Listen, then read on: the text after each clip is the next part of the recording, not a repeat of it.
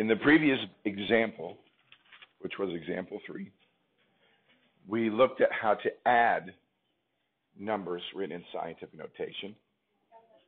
Now we're going to look at the other part, which is subtraction. And this same concept applies. We still need to rewrite the numbers with the same power of 10. And if we can accomplish that, this will be a fairly straightforward process. Well, this one is really, really basic. If you notice, we have 7.83 times 10 to the negative 7th power minus 5.89 times 10 to the negative 7th power. So the nice thing is we already have the same powers of 10. So because we have the same powers of 10, it makes this fairly straightforward. I can take 7.83 and subtract 5.89, and I get 1.94. Because these are the same powers, we can simply bring those down and get 1.94 times 10 to the negative 7th power. Very much the same as the addition problem, except we are subtracting the numbers out front instead of adding. So that would be the first example of subtracting numbers written in scientific notation. So the second example is a little bit different. Notice the first step we're going to have to do is make sure that these numbers are in the same form. So we're going to take 391,000 and convert it to scientific notation. We recognize that this is a large number, and therefore the exponent in scientific notation will be positive. I'm going to move it so that I have a number between 1 and 10. So that would be 1, 2, 3, 4, 5. I've moved it 5 times. So I have 3.91 times 10 to the 5th. And remember, we already said that the exponent would be positive. So now that we have these two numbers, both written in scientific notation, we can attempt to subtract them. Now, as you can see, the problem is that we do not have them in the same with the same power.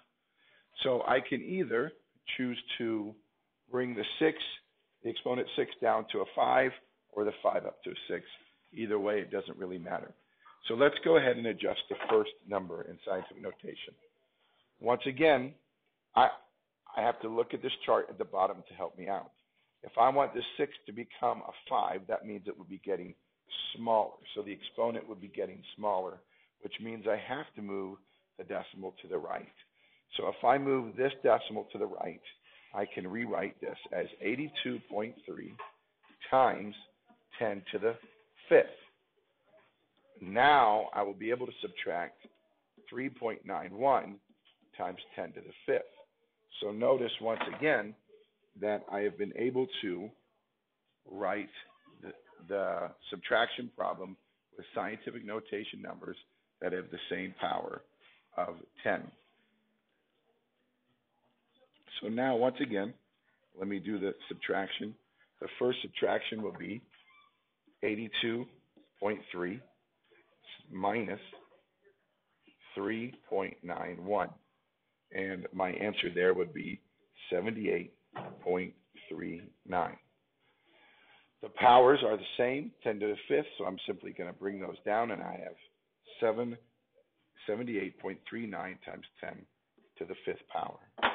Now, while we are done with our calculations, we should identify and notice that the number out front is not in proper scientific notation because it is larger than 10. So what must we do? We're going to move that decimal point between the 7 and the 8. So now we have a number between 1 and 10. When we move the decimal to the left, our exponent gets bigger. So this was going to become a 6. So our new answer will be 7.839 times 10 to the 6th power.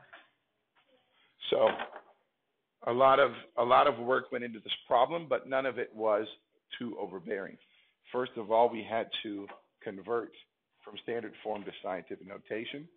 Then we had to move a decimal point, and change an exponent so that our exponents would match. Then we did the subtraction, and then we had to once again move a decimal point so that our answer would be in proper scientific notation.